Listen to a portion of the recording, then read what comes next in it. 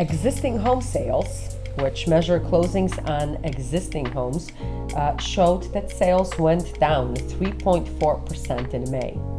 Hi, I'm Beata Bukowski with Fairway Independent Mortgage, coming to you with our weekly economic updates. Those home sales showed a drop on year-over-year basis of 8.6%, although the levels are still considered strong when we think about how high interest rates have gone up.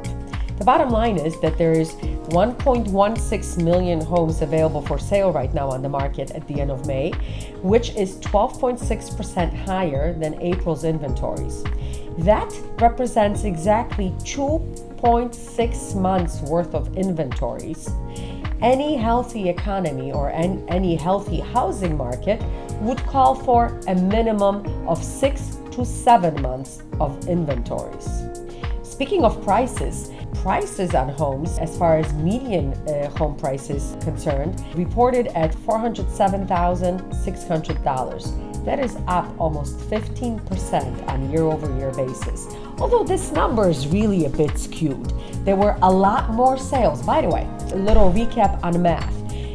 Median does not mean average. Median is exactly the middle of all sales in our country. So 50% of sales happened under 407,000 and the other 50% happened over 407,000. Why is this number skewed?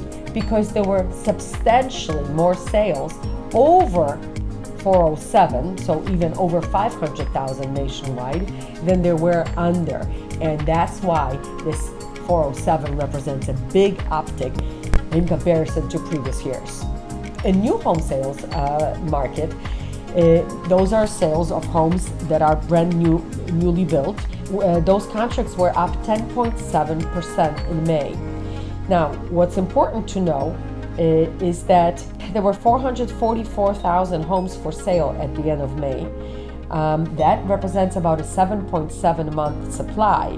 However, only 37,000 homes, so only 6% of those homes were actually completed and ready to take possession. They're not started, we're under construction, and that obviously speaks highly of all the delays in the chain of supply and construction. The Fed had delivered a semi-annual monetary policy report last week to the Congress, and he stated that he wants inflation back to 2% target. Inflation now published is right around 9%, so we've got a long way to go down.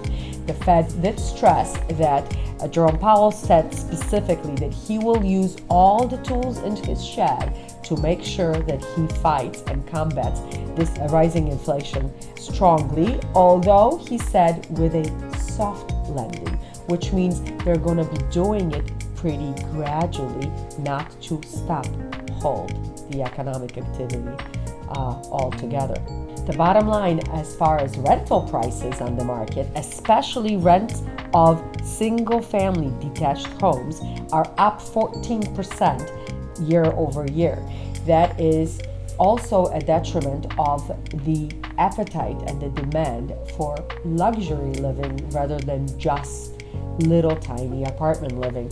And so these numbers are going to probably continue growing while inventories in real estate remain low. Unemployment is right now at 1.315 million people all together collecting unemployment, and that is a 50-year low.